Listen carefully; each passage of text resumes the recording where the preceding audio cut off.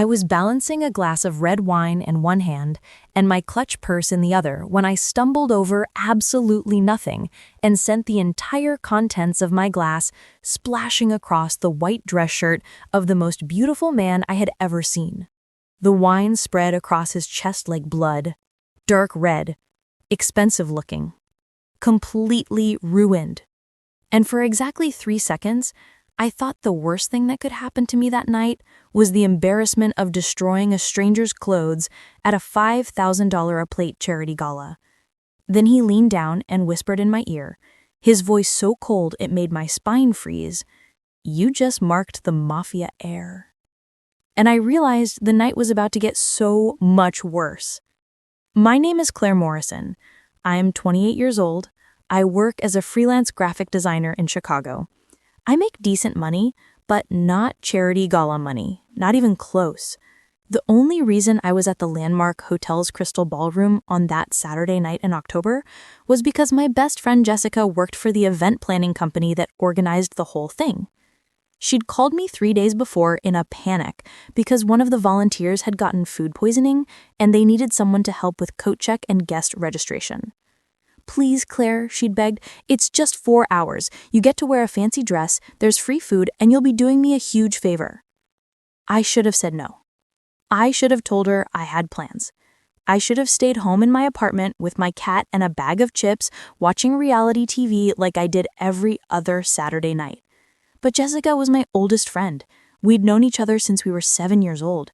She'd been there for me through my parents' divorce, through my disaster of a relationship with my ex-boyfriend Marcus, through the year I couldn't find steady work and had to move back in with my mom. I owed her. So I said yes.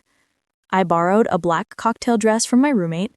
I put on the only pair of heels I owned that didn't have scuff marks. I did my makeup carefully, spent an hour on my hair, and showed up at the Landmark Hotel at 5:30, feeling like an imposter in a world I didn't belong to. The gala was for the Children's Medical Research Foundation. All the guests were wealthy, doctors and lawyers and business owners and people who owned multiple homes and took vacations to places I'd never heard of. I spent the first 2 hours checking coats and smiling politely as women wearing jewelry that cost more than my car handed me their fur wraps and cashmere scarves. Then at 7:30, Jessica grabbed my arm and pulled me aside.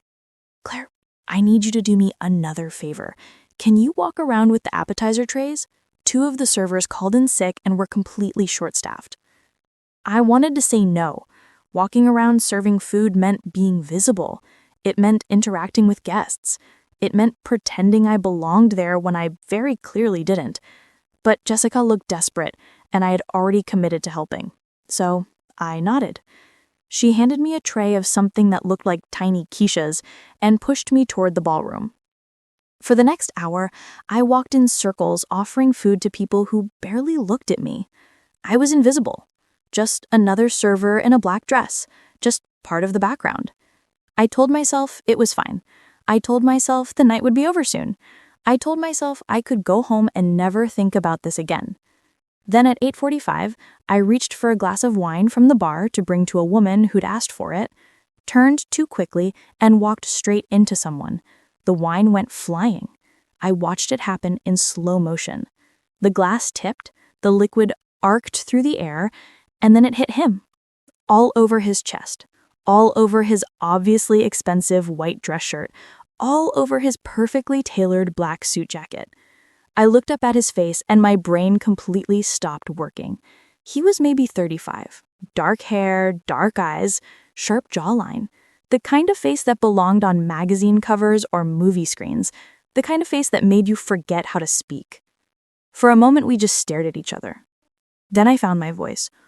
"Oh my God, I'm so sorry. I'm so sorry." I grabbed napkins from a nearby table and started dabbing at his shirt, which made everything worse because now I was basically groping a stranger while smearing wine deeper into the fabric.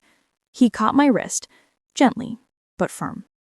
His hand was warm, his grip was strong.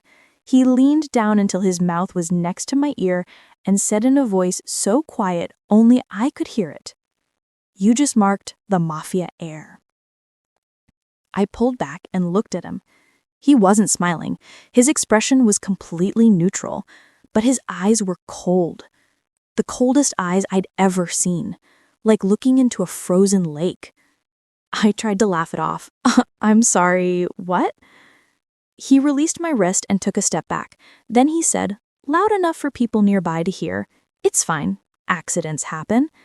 But he was still looking at me with those cold eyes, still watching me like I was something dangerous, or maybe like I was in danger. I didn't know which. A man appeared at his side, older, maybe 50, wearing a suit that probably cost more than my entire year's rent. He looked at the wine stain, then at me, back at the man I'd just doused. "Do you need anything, Mr. Moretti?" Mr. Moretti. The name hit me like a punch to the stomach. Moretti. I'd heard that name before. Everyone in Chicago had heard that name. The Moretti family wasn't just wealthy. They weren't just powerful. They were connected. That was the word people used when they didn't want to say the real word, connected, which meant organized crime, which meant mafia, which meant I just spilled an entire glass of red wine on someone who could probably make me disappear without anyone asking questions. "I'm fine, Vincent." The man, Mr. Moretti, was still looking at me. It was an accident. Vincent didn't look convinced. He was staring at me now too, studying me like he was memorizing my face, like he was filing away every detail to report to someone later. I took a step backward, then another. "I'm really sorry," I said again. My voice came out shaky. "Let me pay for the dry cleaning, or the shirt, or whatever you need." He tilted his head slightly. "What's your name?" I should have lied. I should have made up a name. I should have said anything except the truth. But my brain wasn't working properly, and my mouth just opened and said, "Claire Morrison." He nodded slowly. Then he said, "Well, Claire Morrison, I suggest you be more careful about who you spill drinks on. Not everyone is as forgiving as I am." It sounded like a warning. It felt like a threat. He turned and walked away with Vincent, following him. They disappeared into the crowd, and I stood there in the middle of the ballroom, holding empty napkins, my hands shaking so badly I had to put them behind my back so no one would see.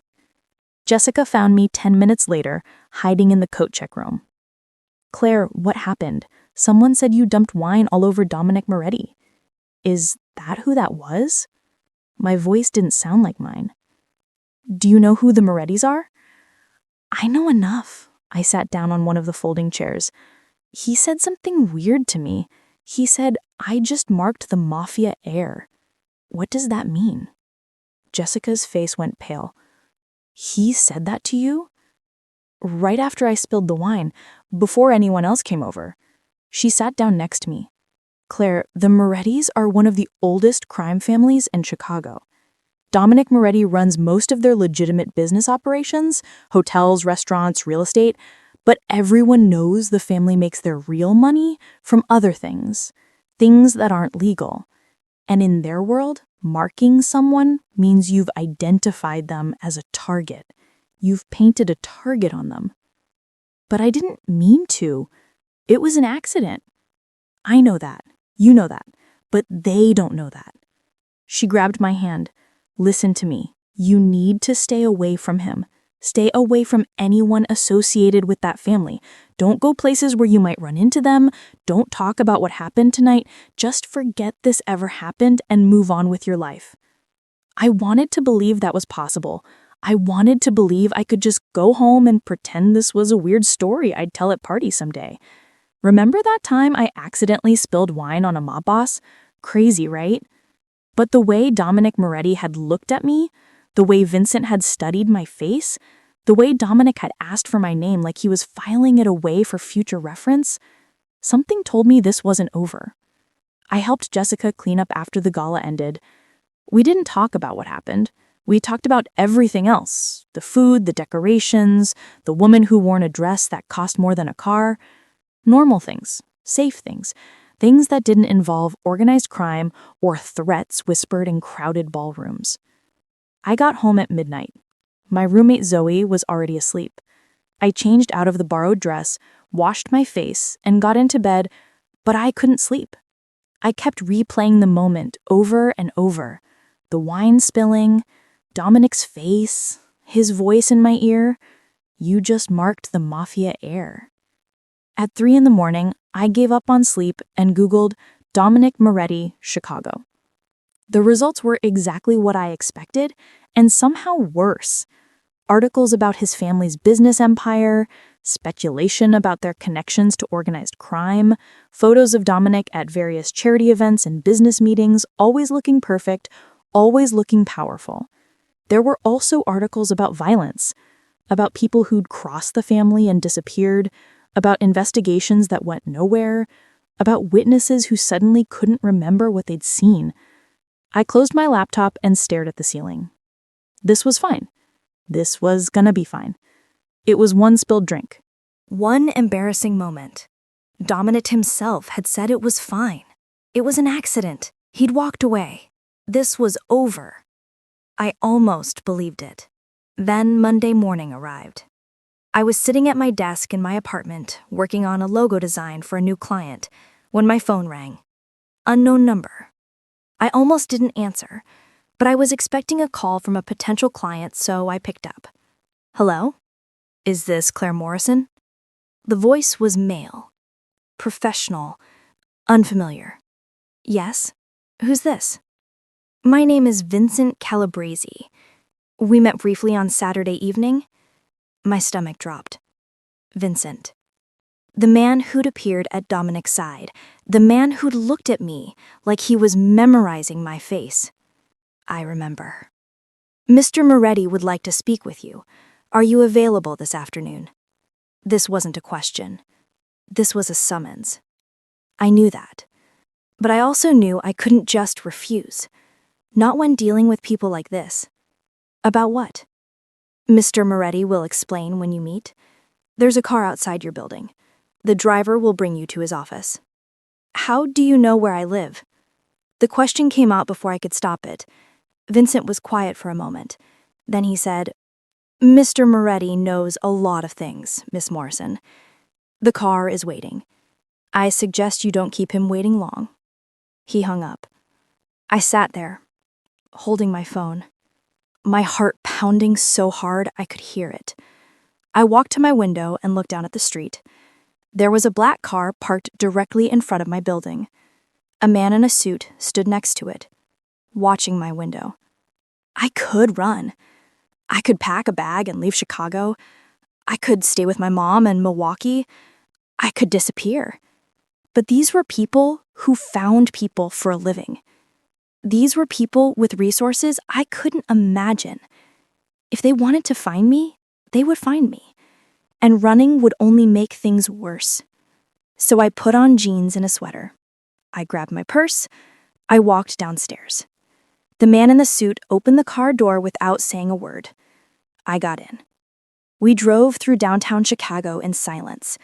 The driver didn't speak. I didn't ask questions. We pulled up in front of a building I recognized. The Moretti Tower. 40 stories of glass and steel. Home to Moretti Enterprises and a dozen other companies, all legitimate on paper, all probably connected to the family business in ways no one could prove. The driver opened my door. 40th floor. Mr. Calabrese will meet you at the elevator. I rode up in silence. When the doors opened, Vincent was waiting. Miss Morrison, thank you for coming. Like I had a choice. He led me down a hallway decorated with expensive art and into an office that looked like it belonged in a movie. Floor-to-ceiling windows overlooking the city, dark wood furniture, leather chairs, and behind a massive desk, Dominic Moretti. He was wearing a different suit today, dark gray, perfect fit, no Weinsteins.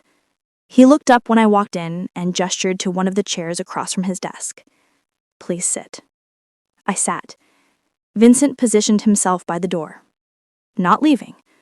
Not sitting. Just standing there, like a guard. Dominic folded his hands on his desk and looked at me for a long moment. Then he said, Do you know why you're here? No. Saturday night, you spilled wine on me in front of approximately 200 people. many of whom have connections to my family's business, many of whom saw what happened and formed opinions about what it meant. It was an accident. I know that. You know that. But in my world, Miss Morrison, accidents don't exist. Everything is a message. Everything is a signal. Everything means something. He leaned back in his chair. When you spilled that wine on me, you sent a message. You marked me. In front of witnesses. In front of people who will interpret that action as a sign of disrespect. Or worse, as a sign that someone is coming for me. But I didn't mean anything by it. I tripped. I'm clumsy. That's all it was. Intention doesn't matter. Only perception matters.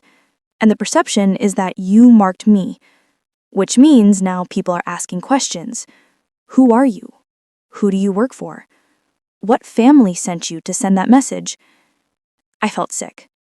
What family? I don't work for any family. I'm a graphic designer. I was volunteering at the Gala as a favor to my friend. That's it. That's all there is. Dominic studied me. I believe you. But belief isn't enough. I need proof. Proof of what? How do I prove I'm nobody? That's the problem. He stood up and walked to the window. In my position, I can't afford to take chances. I can't afford to assume good intentions. I can't ignore a message, even an accidental one, so I have two options. Option 1, I treat you as a threat and handle you accordingly. The way he said handle made my blood go cold. And option 2? Option 2, you prove you're not a threat. You prove you're exactly what you say you are. A nobody. Someone irrelevant. Someone who can be ignored. How do I prove that? He turned to look at me. You work for me. I stared at him.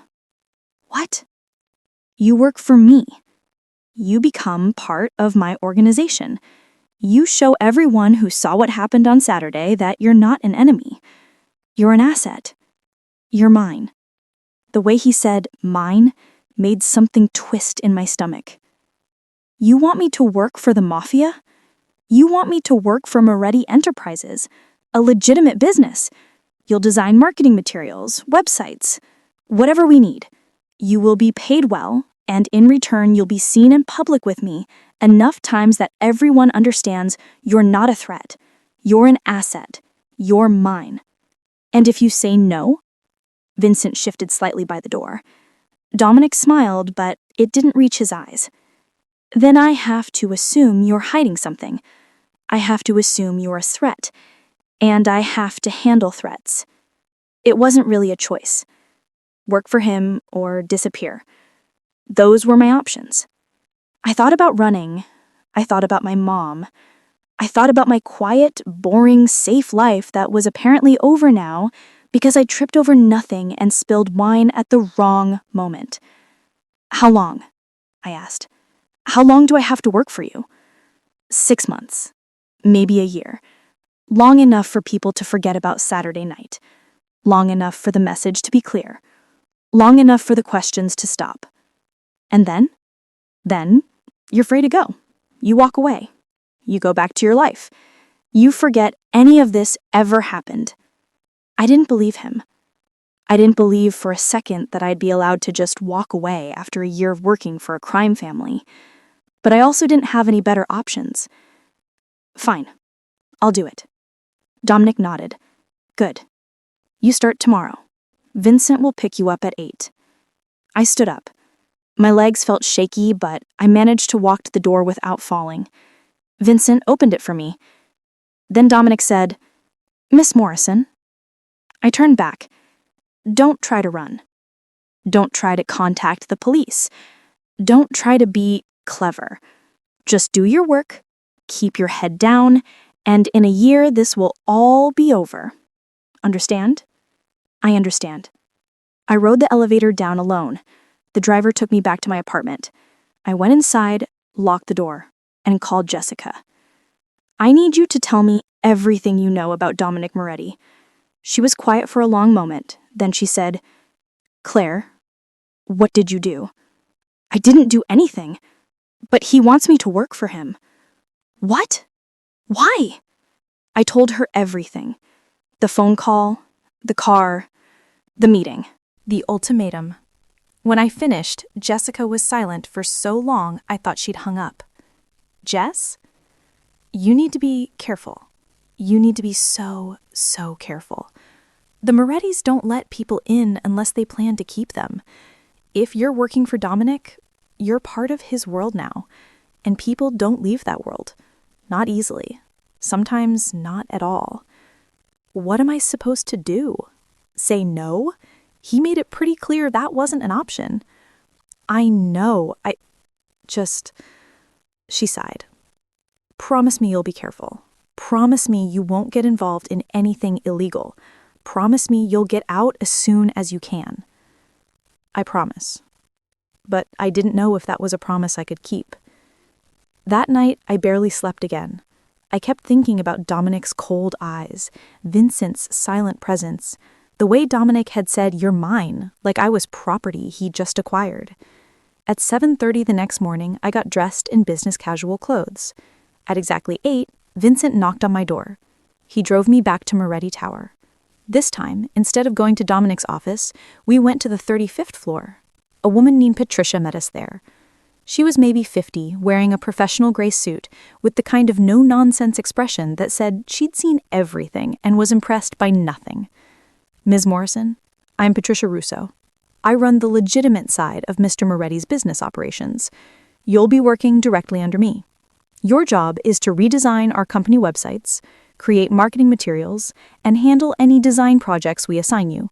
Your salary is $150,000 a year. I almost choked. I'd been making maybe $40,000 freelancing. That seems like a lot. Mr. Moretti pays well for loyalty. You'll have your own office, you'll have access to whatever software and equipment you need, you'll attend meetings when required, you'll accompany Mr. Moretti to business events when he requests it, and you'll remember that everything you see and hear is confidential. She handed me a contract. Sign this. It includes a very comprehensive non-disclosure agreement. I read through it.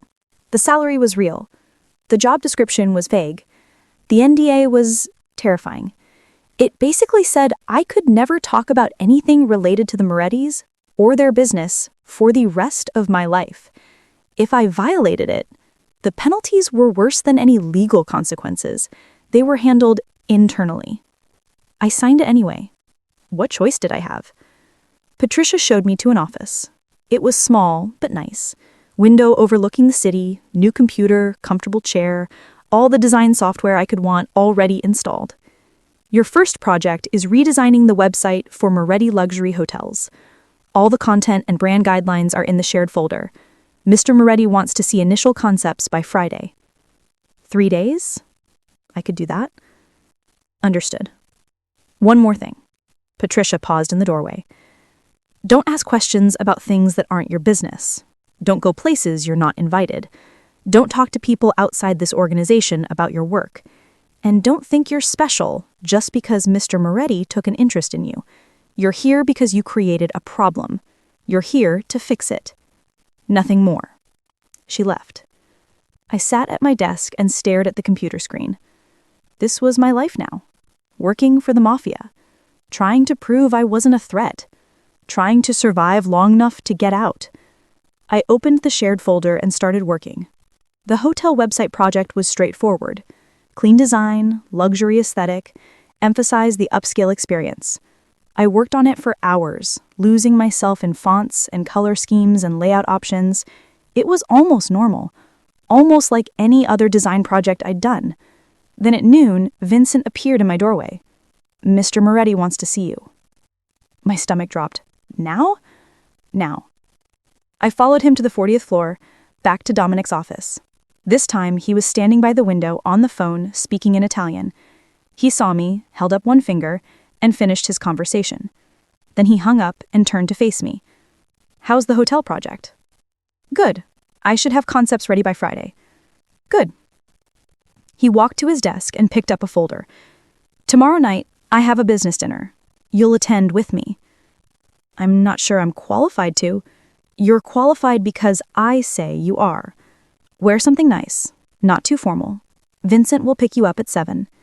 He handed me the folder. Read through this tonight. It's background on the people who will be there. Names, photos, brief bios.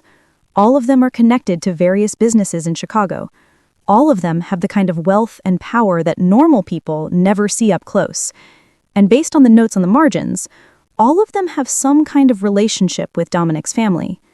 Business partners, competitors, people who owed favors, people who were owed favors. This was a different world. A world where everyone had secrets, where everyone had leverage, where everyone was playing a game I didn't understand. I read through the profiles 3 times, memorized the names and faces, tried to figure out what I was supposed to do at this dinner, beyond just be seen. That night, I pulled every decent dress out of my closet and tried them on. Nothing looked right. Everything was too casual or too formal or too cheap looking. Finally, I texted Jessica. I need to borrow a dress, nice but not too formal, for a business dinner. She called me immediately. A business dinner with Dominic Moretti? Yes. Claire, you can't go to dinner with him. You can't get more involved in this. I don't have a choice. He's my boss. This is part of the job. This is not just a job. This is... She stopped. Took a breath. Okay. Come over. I have a dress you can borrow. And we need to talk. I went to Jessica's apartment. She had a navy blue dress that looked professional but expensive. It fit perfectly. While I was changing, she said, Claire, promise me you're not going to fall for him. I laughed. Fall for him? He's a criminal. He threatened me. He forced me to work for him. Why would I fall for him? Because he's rich and powerful, and from what I've seen in photos, really attractive, and because women always think they can change men like that. Women always think they're different, that they're special, and that they can fix him. I'm not trying to fix him, I'm trying to survive him. Good, keep it that way. But as I looked at myself in the mirror wearing that dress, I wondered if it was really that simple. The next evening, Vincent picked me up exactly at 7. This time, the car was different, larger, more expensive. There was another man in the front passenger seat. Vincent introduced him as Marco, head of security. Marco nodded at me but didn't speak. We drove to a restaurant I'd heard of but never been to, the kind of place where reservations were required months in advance, and the cheapest entree was more than I used to spend on groceries for a week. Dominic was waiting outside. He was wearing a black suit with no tie, perfectly tailored, perfectly confident. He opened the car door himself and offered me his hand. I took it and stepped out. His hand was warm and strong, and he held mine a second longer than necessary before releasing it. You look nice. Thank you. Remember what I told you. You're here to be seen, to look comfortable, to show everyone that you're with me. The way he said, with me, made something flutter in my chest that I immediately tried to ignore. Jessica's warning echoed in my head. Don't fall for him. We walked into the restaurant together. His hand rested lightly on my lower back, guiding me. Possessive. The maitre d' led us to a private room in the back. There were already 4 people there, 2 men, 2 women, all of them from the folder, all of them looking at me with curiosity. Dominic introduced me. This is Claire Morrison. She's handling design work for our hotels. They nodded politely, asked meaningless questions about my background and my work. I gave vague answers that revealed nothing important. Then the conversation shifted to business, real estate deals, construction permits, labor disputes, things that sounded legitimate on the surface, but had layers of meaning I only partly understood. I mostly stayed quiet, smiled when appropriate, laughed at jokes that weren't really funny, played the part of the professional employee who was there but not really there. Then one of the men, a developer named Richard Chen, said something that made everyone go quiet. I heard the Calabrese family is moving into the hotel business, opening a new luxury property downtown. Direct competition with your operation, Dominic. Dominic's expression didn't change. but I felt the temperature in the room drop. Is that so? That's what I heard. They're being aggressive about it too, poaching staff, undercutting prices, making moves. The Calabreses have always been ambitious. They're saying they're not afraid of the Morettis anymore. They're saying times are changing. I didn't understand what was happening, but everyone else in the room did. I could see it in their faces. This was a challenge. This was a threat. This was something serious. Dominic smiled. It was the coldest smile I'd ever seen. Times do change, but some things stay the same. Power, respect, consequences. The Calabreses would do well to remember that. The conversation moved on, but the tension stayed. An hour later, dinner was over. Dominic walked me back to the car.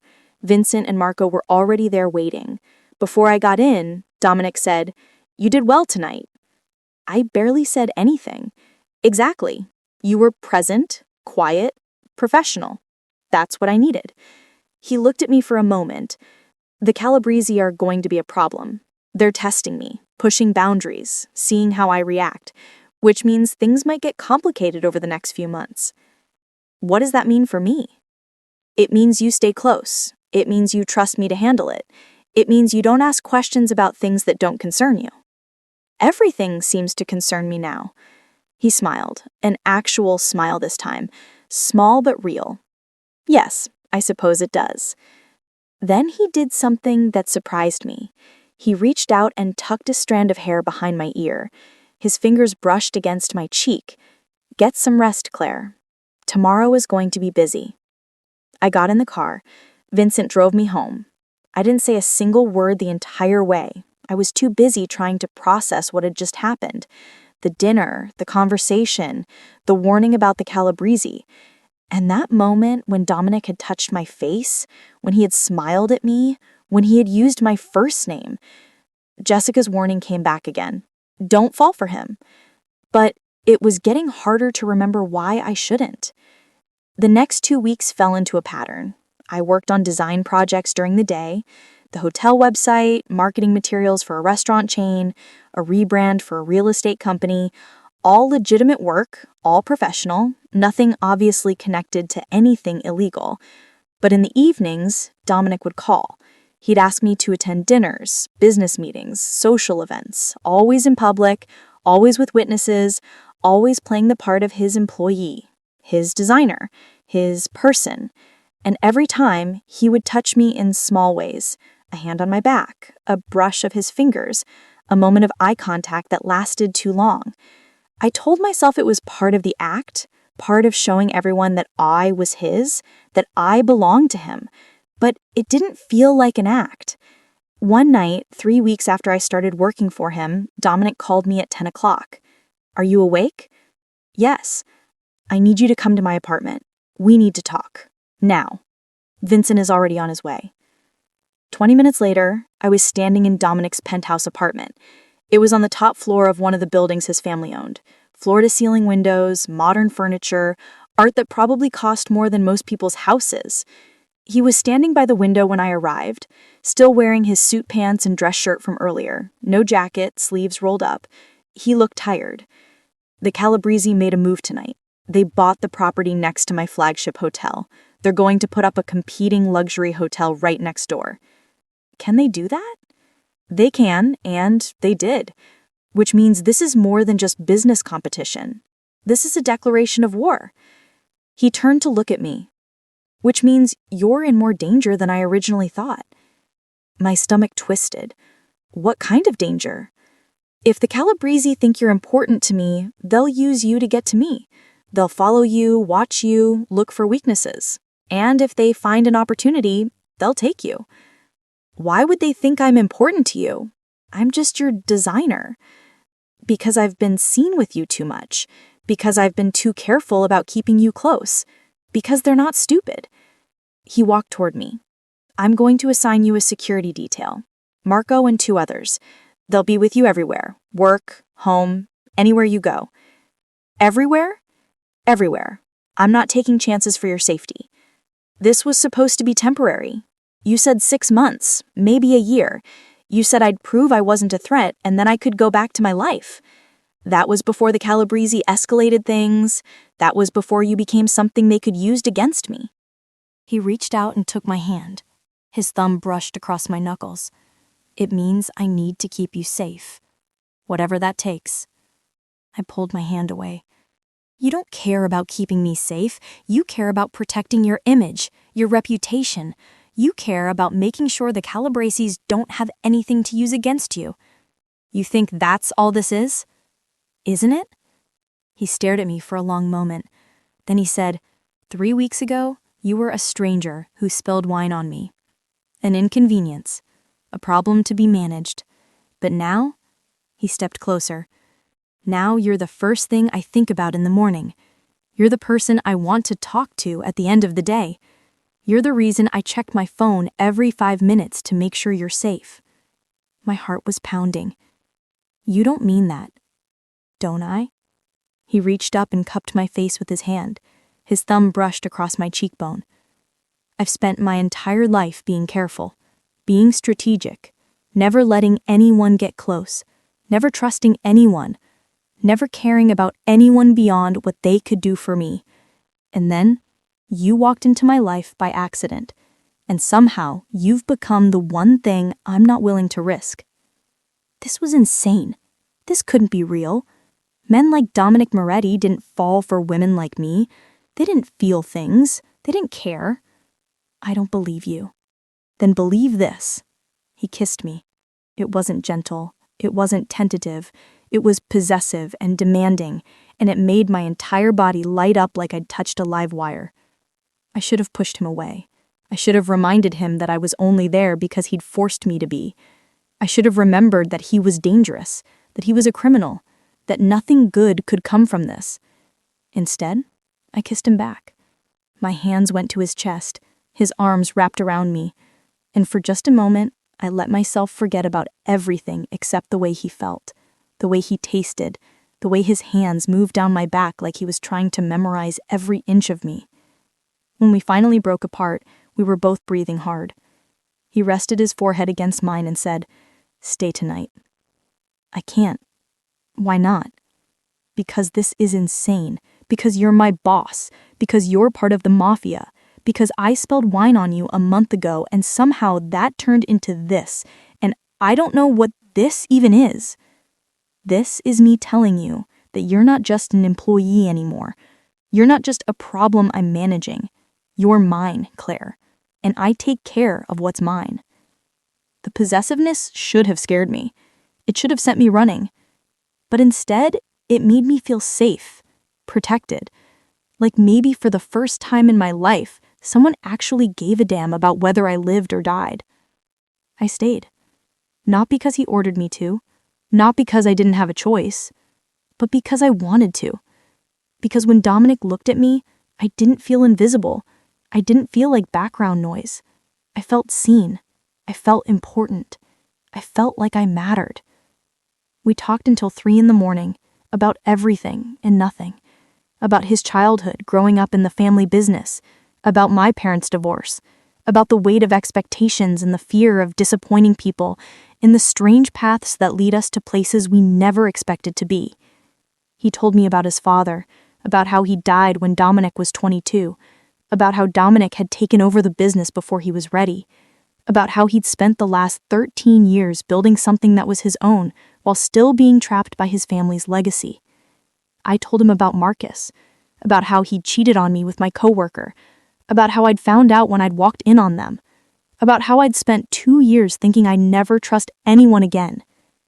And somehow, sitting there in his apartment at 3 a.m, we found something that felt real, something that felt honest, something that felt like maybe we understood each other in a way other people couldn't. When I finally fell asleep on his couch, he carried me to his bed, laid me down gently, covered me with a blanket, and then he lay down next to me, on top of the covers, still fully clothed, just watching over me while I slept. I woke up at 7 to find him gone, but there was a note on the nightstand. "Vincent will drive you to work. Your security detail starts today. Don't fight me on this. D." I got ready in his bathroom, put on the same clothes from yesterday, felt like I was doing the walk of shame even though nothing had actually happened. Vincent was waiting in the living room when I came out. He didn't comment on the fact that I'd stayed over. He just said, "Good morning, Miss Morrison," and drove me to work. Marco was waiting at my office when I arrived, along with 2 other men. One was named Tony, the other was named Ray. Both looked like they could break someone in half without breaking a sweat. "We'll be with you throughout the day," Marco explained. "One of us will always be in the hallway. When you leave the building, 2 of us will accompany you. When you're at home, one of us will be stationed outside your apartment." This seems excessive. Mr. Moretti doesn't do anything halfway. I worked through the morning, tried to focus on a new project Patricia had assigned me, but I couldn't stop thinking about last night. The kiss, the conversation, the way Dominic looked at me like I was something precious, something worth protecting. At noon, Patricia came to my office. "Mr. Moretti wants you to attend a meeting this afternoon. 3 o'clock, conference room on this floor." "What kind of meeting?" "With the architects working on the new hotel expansion. He wants your input on the interior design concepts." This was different. This wasn't just being seen in public. This was actual work, real responsibility. I showed up at the conference room at 3. Dominic was already there with 4 other people. Architects, interior designers, project managers. They were discussing plans for a new luxury hotel, something that would compete directly with the Calabresi property. Dominic saw me and gestured to an empty chair next to me. "Claire, come look at these concepts. Tell me what you think." I spent the next 2 hours discussing color palettes and furniture selections and the overall aesthetic of luxury hospitality design. It was the most normal professional conversation I'd had since this whole thing started. And Dominic listened to every suggestion I made, asked questions, took notes, treated my opinions like they actually mattered. When the meeting ended, everyone else left, but Dominic asked me to stay. "You're good at this." "At what?"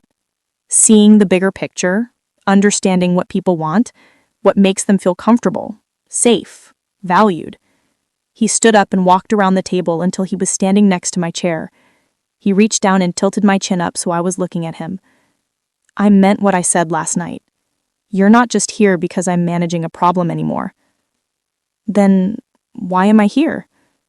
"Because I want you here." He reached down and tilted my chin up so I was looking at him. "Because for the first time in my life, I care about someone more than I care about business, more than I care about reputation, more than I care about any of it."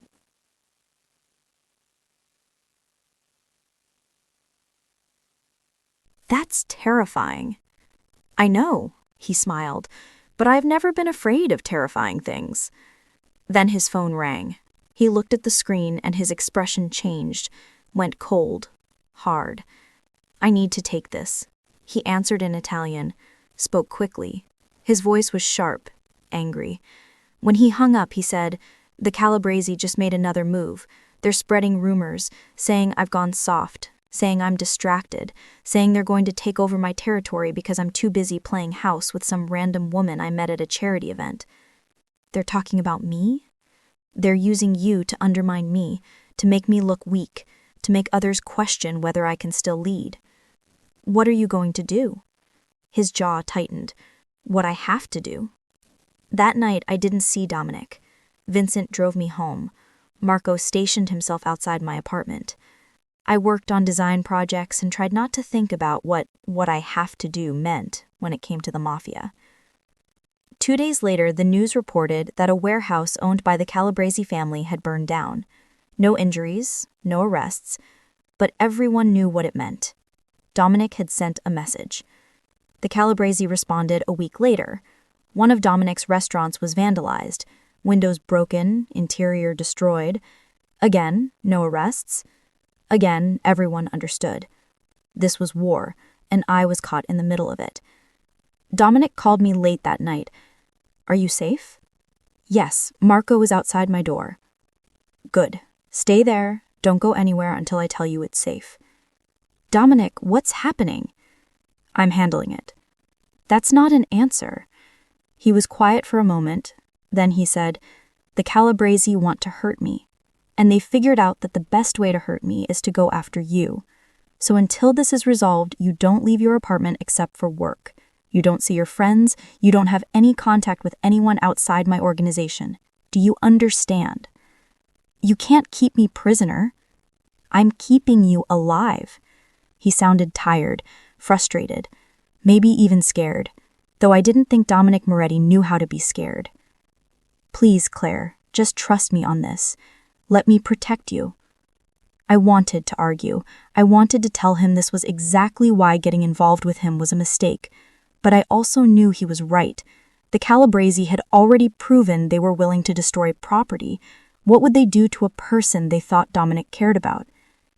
"Okay, I'll stay here." "Thank you." He paused. "I'm sorry." "For what?" "For pulling you into this, for making you a target, for being too selfish to let you go, even though letting you go would keep you safe. You couldn't let me go at the beginning. You said I was a threat."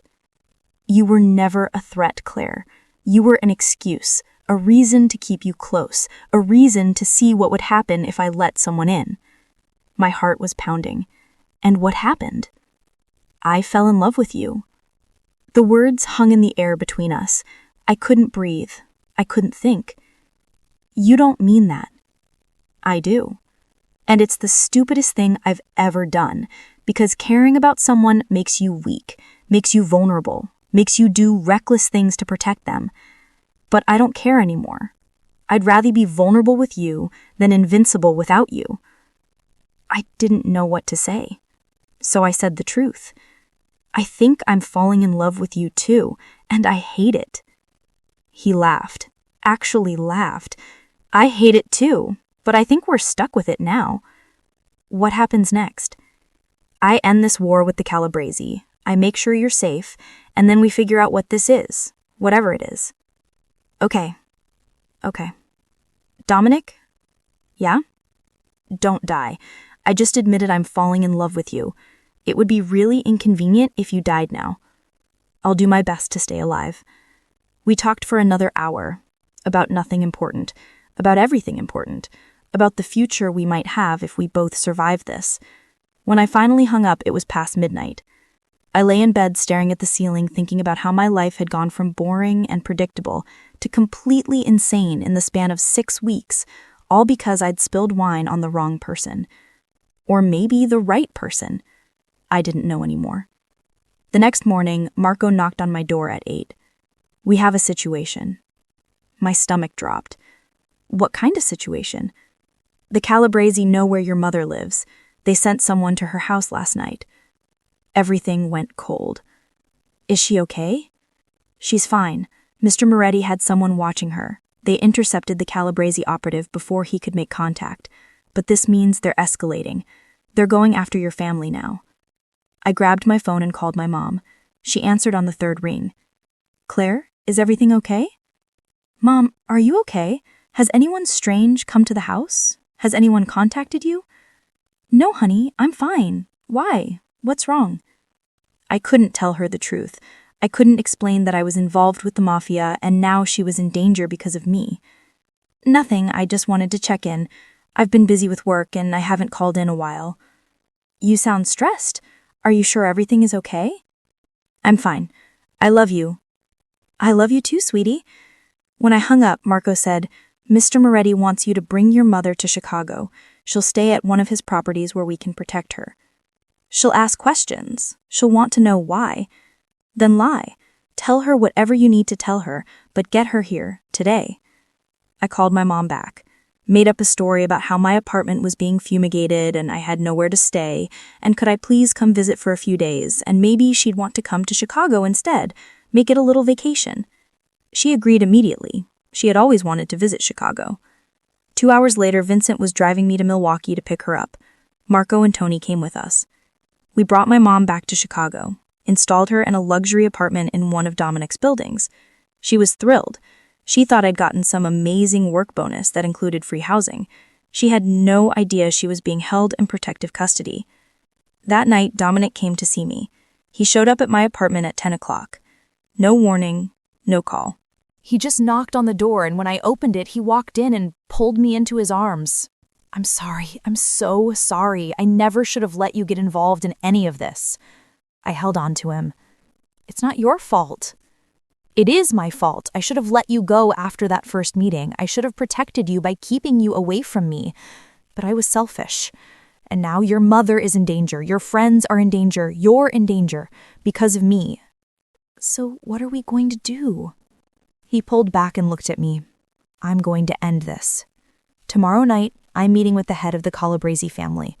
We're going to negotiate terms. And whatever it takes, I'm going to make sure you're safe. What if they won't negotiate? Then I'll do what I have to do. The way he said it made me realize what he meant. He was prepared to go to war. Real war. The kind where people died. I don't want you to get hurt. I won't. You can't promise that. No. But I can promise I'll do everything in my power to come back to you. He kissed me, slow and deep and desperate, like he was trying to memorize the taste of me, like he thought it might be the last time. If something happens to me, he said, Vincent will take care of you. He has instructions, money, documents, everything you need to disappear if you have to. Don't talk like that. I have to, because if this goes wrong tomorrow, you need to know what to do. Nothing is going to go wrong. Claire. He held my face in his hands. I love you. I need you to know that. Whatever happens, I love you. I love you too. He stayed that night. We didn't sleep. We just lay together in my bed, holding each other, talking about everything we wanted to do when this was over. Travel, get married maybe, have a normal life, or as normal as life could be when you were in love with a Mafia Heir. When the sun came up, he got dressed, kissed me one more time, and left. I didn't see him again until the next evening. Vincent came to get me at 7. Mr. Moretti wants you at the meeting. Why? He wants the Calabreses to see what they're threatening. He wants them to understand what he's fighting for. We drove to a restaurant on the north side, a place I didn't recognize, the kind of place that looked closed, but wasn't. Inside there were 2 groups of men. On one side, Dominic and his people. On the other side, a man who must have been the head of the Calabrese family. He was older than Dominic, maybe 50. Cold eyes, hard face. Next to him were 4 other men, all watching, all waiting. I stood next to Dominic. His hand found mine, squeezed. The Calabrese boss looked at me, then at Dominic, then he smiled. So, this is what all the fuss is about. The woman who spilled wine on you, the woman who marked you. She's pretty, I'll give you that. But is she really worth a war, Moretti? Yes. Interesting. The boss stood up. I'm going to be honest with you. I didn't come here to negotiate. I came here to deliver a message. You're weak. You're distracted. You've let a woman make you soft, and soft men don't survive in our world. I'm not soft. I'm focused. There's a difference. Is there? Because from where I'm standing, you've spent the last 2 months protecting this girl instead of protecting your business. You've made yourself vulnerable, and vulnerable men get destroyed. Dominic's grip on my hand tightened. Touch her, and I'll burn your entire operation to the ground. I'll take everything you've built, everything your family has built, and I'll leave you with nothing. Big words. Not words. A promise. The 2 men stared at each other. The tension in the room was so thick I could barely breathe. Then the Calabrese boss laughed. You know what? I believe you. I believe you'd burn everything down for her. Which is exactly the problem. Men like us can't afford to love anyone. It makes us reckless. Maybe, or maybe it makes us fight harder. The boss studied Dominic for a long moment. Then he said, I'm going to make you an offer. One time. You give us the North Side territory, you stay out of our hotel development, and we leave you and your pretty girlfriend alone. Deal? No deal. I keep my territory, you cancel your hotel project, and everyone goes back to their own business. That's not going to happen. Then we have a problem. The boss smiled. Yes, we do. He turned to leave. His men followed, but before he reached the door, he looked back at me and said, "Enjoy what time you have left, sweetheart. Men like Mafia don't keep women long. Either they get bored, or the women get dead. Either way, it never ends well." They left. Dominic pulled me close. Don't listen to him. Is he right? Do I end up dead? Not while I'm alive. But that was the problem, wasn't it? In a world like this, being alive was never guaranteed. 2 days later, the war escalated. One of Dominic's hotels was bombed. No one was killed, but 6 people were injured. The police investigated, made arrests that would never stick, asked questions no one would answer. Dominic retaliated. I didn't know the details. I didn't want to know the details, but properties associated with the Calabrese started having problems, fires, vandalism, mysterious accidents. And in the middle of it all, I was trapped, protected by security, isolated from my normal life, watching the man I loved turn into someone harder, someone colder, someone capable of things I didn't want to think about. One night, 3 weeks after the meeting, I couldn't take it anymore. I told Marco I needed to go out. Mr. Moretti said you stay inside. I don't care what Mr. Moretti said. I need air. I need to walk. I need to feel normal for 5 minutes. It's not safe. Then come with me, but I'm going out. Marco sighed and called Vincent. 5 minutes later, we had a security detail of 4 people just to walk 3 blocks to a coffee shop. But it was worth it. For 10 minutes, I sat in that coffee shop drinking a latte and watching normal people live normal lives. People who'd never heard of the Morettis or the Calabreses. People who didn't have to worry about being targets in a mob war. People whose biggest problem was traffic or work or what to make for dinner. I wanted that back. I wanted my boring life. Then someone sat down across from me. I looked up. It was the Calabrese boss. He was alone, smiling. "Miss Morrison, what a pleasant surprise." Marco moved toward us, but the boss held up his hand. "Relax. I'm not here to hurt her. I'm here to talk. I have nothing to say to you. Maybe not, but I have something to say to you. Something you need to hear." He leaned forward. "You're going to get Dominic killed. You know that, right? That's not true. Isn't it? He's making mistakes because of you, choosing emotion over strategy, putting your safety above his business, and in our world, that gets you killed. He's strong. He knows what he's doing. He was strong before you. Now he's vulnerable, and I'm not the only one who sees it. There are other families watching, waiting, wondering if Dominic Moretti has gone soft, and the moment they think he has, they'll move on him. They'll take everything. And then where will you be?" I didn't have an answer. "I'm going to give you some advice," he continued. "Leave. Walk away. Disappear. Give Dominic a chance to survive this.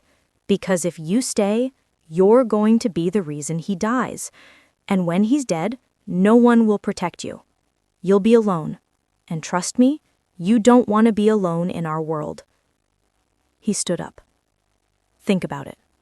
You have 48 hours. Then he left. Marco immediately got me back to my apartment, called Vincent, called Dominic. Within an hour, Dominic was at my door. "What did he say to you?" I told him everything. When I finished, Dominic was pacing, running his hands through his hair, looking more stressed than I'd ever seen him. "He's trying to manipulate you. What if he's right? What if I am making you vulnerable?" "You're not." "How do you know? Everyone keeps saying it. The Calabreses, your own people probably think it too. What if staying with you gets you killed?" He stopped pacing and looked at me. "Then I'd die knowing I loved someone. I'd die knowing I chose something beyond business and power and reputation. I die knowing I was actually alive for once in my life, instead of just surviving. That's not good enough. It has to be, because I'm not giving you up. I can't. I walked to him, put my hands on his chest, felt his heart pounding. What if I give you up? What if I walk away? I'll find you. I'll follow you. I'll spend the rest of my life making sure you're safe, even if I can't be with you. You're insane. I know, but I'm insanely in love with you, and I'd rather die fighting to keep you than live without you. We stood there holding each other for a long time. Then I made a decision. I'm not leaving. I don't care what the Calabreses say. I don't care what anyone says. I'm staying. We're finishing this together. Claire, no, I'm done being scared. I'm done hiding. If you're fighting for me, then I'm fighting for you. Whatever that means, whatever it takes. He kissed me like I was oxygen and he'd been drowning. I don't deserve you. Probably not, but you're stuck with me anyway. That night, we made a plan. We were going to end this war. Not by negotiating, not by backing down, but by exposing the Calabreses for what they were, for crimes they'd committed, for deals they'd made with corrupt officials, for everything they'd hidden over the years. It was risky. It meant going to the authorities. It meant breaking the code of silence. It meant potentially bringing attention to Dominic's own operations. But it was the only way to end this without more violence, without more destruction, without someone dying. It took 2 weeks to gather the evidence, to build the case, to make deals with federal prosecutors who were willing to look the other way on Dominic's activities in exchange for taking down the Calabreses. And then one morning, the FBI raided the Calabrese operations, arrested the boss and 15 other members of the family, seized assets, shut down businesses, destroyed everything they'd built. The news called it the biggest organized crime bust in Chicago history, and Dominic watched it all from his office with me sitting next to him. When it was over, he turned to me and said, "It's done. You're safe. Your mom is safe. Everyone is safe. But what about you? Did you make deals that are going to come back to hurt you?" "Nothing I can't handle. The prosecutors got what they wanted. I cleaned up some operations, ended some partnerships, but I'm still standing. We're still standing." He took my hand. "So now the question is, what do we do next?" "I think that depends. Am I still your employee?" "Technically, yes. You're still on payroll." "And personally?" He smiled. "Personally, I'd like you to be more than that." "How much more?" "How about engaged?" I stared at him. "Are you seriously proposing right now?" "Why not? We survived a mob war. We took down a rival crime family. We fell in love in the middle of chaos. If that's not a sign we're meant to be together, I don't know what is." "This is insane." "I know, but we've established I'm insane. So, what do you say? Will you marry me?" I should have said no.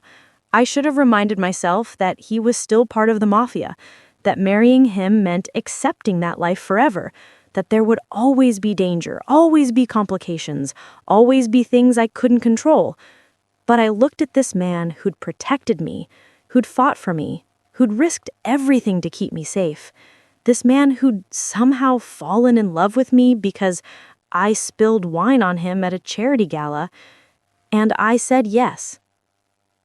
6 months later, we got married. Small ceremony, just family and close friends. My mom cried happy tears. Jessica was my maid of honor and spent the entire reception making jokes about how I'd literally fallen into the best relationship of my life. Vincent was Dominic's best man and gave a speech about how I was the only person who'd ever made Dominic smile like an actual human being. And at the end of the night, when Dominic and I were alone in the honeymoon suite, he said, "Do you ever regret it? That night at the gala? Spilling wine on you?" "All of it. everything that happened because of it. I thought about it. About the fear, the danger, the chaos, about having my entire life turned upside down, about falling in love with someone I never should have fallen in love with. No, I said. I don't regret any of it. Even though you marked the Mafia Heir? I laughed. Especially because I marked the Mafia Heir. Because it turns out, marking you was the best accident of my life. He pulled me close. I love you, Claire Moretti. I love you too. And somewhere in Chicago, in a world most people never see, a story that started with spilled wine and whispered threats turned into something else entirely, something real, something lasting, something that proved even in the darkest places, love finds a way. My name is Claire Moretti. I'm 29 years old. I'm a graphic designer. I'm married to the mafia. And somehow, against all odds, I'm happy. Did you like my story? What city are you listening from? Let's meet in the comments.